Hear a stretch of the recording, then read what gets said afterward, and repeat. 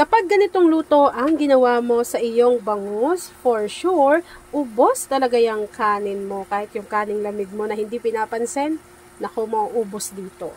So kung paano ko yan nagawa, panoorin mo na ang buong video dahil napakadali lang po niyan. Masarap na luto gamit itong si Fishta Seafood Debone Bangus Belly. So ito po, marinated na yan. Meron na yung 500 grams. So ito yung gagamitin natin para sa ating recipe for today. Grabe yung taba ng bangus.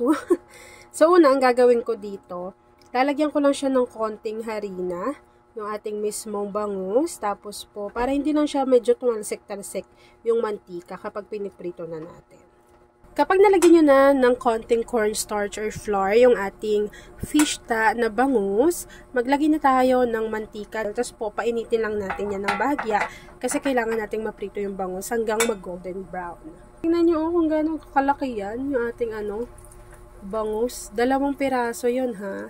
So, piprituin ko lang po yan hanggang sa mag-golden brown yung mismong baliktaran. So, after po natin maprito yung ating bangus, ready na tayo sa paggisa.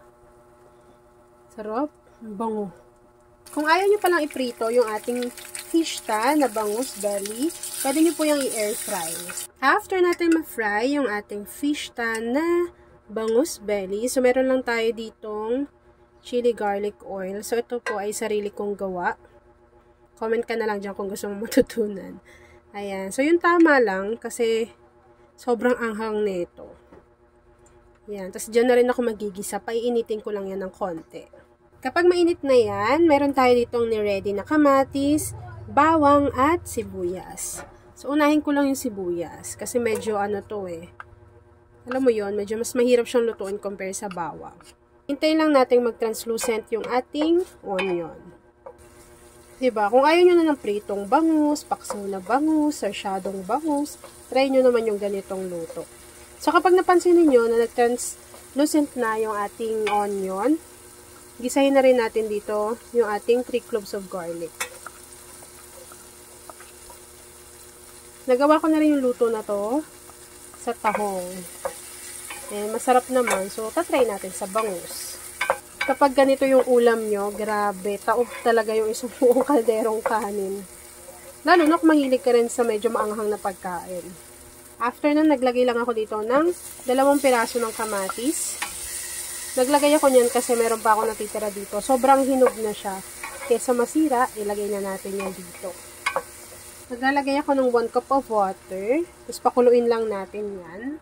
Pwede kayong maglagay dyan ng kahit anong klase ng pampalasa. For example, paminta, asin, patis, oyster sauce. Pwede yan. Pero ako ang nilagay ko lang dito, naglagay tayo dyan ng chicken powder. Naglagay din tayo ng konting black pepper and konting salt. After nyan, ilagay na natin yung naluto natin kanina or yung naprito natin na fishta bangus belly. Tapos sa dulo niyan, maglalagay pa ako ng konti pang chili garlic oil. Grabe, ang bango kung naaamoy nyo lang. Kaya kung may ka dyan, chili garlic oil, umpisahan mo na to. Tapos bili ka lang ng bangus belly kay Fishta Seafood. Kasi iba rin may lasa na rin talaga yung bangus nila. Tapos wala na rin yung tinik, so hindi ka napipila pa para magpalinis pa ng bangus. Yan. So, antayin lang natin ma-absorb ng bangus yung ginawa nating sauce. And then, after po nun, pwede na natin yang i-enjoy. Okay. Di pa ba sa pa. So, sandito ka lang kasi nangihingi ka lang ulam. Bigyan ko pa ng konting chili oil. Nilagyan ko nga si nanay ng bukod. Bukod na prito lang dyan. Kasi di ba siya mahilig sa maanghang. Grabe, ang sarap. Bango. Kumitis kwarto. Grabe mo na mo yun. Totoo kaya po. Talaga? Wala na yung kasi kayo. Kumain na kain. Kasi nagutom ka sa amoy. Nagutom ko sa amoy. Kala ko lang sabihin mo na ito ulamin mo. Piniprito ko pa lang. Tagal. Teka lang.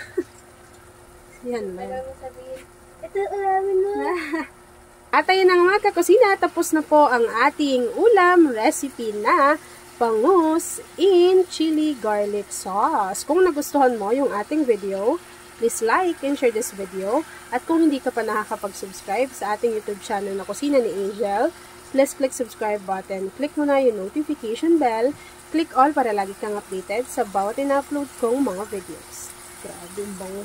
Yun lang mga kakusina. Thanks for watching and enjoy this video.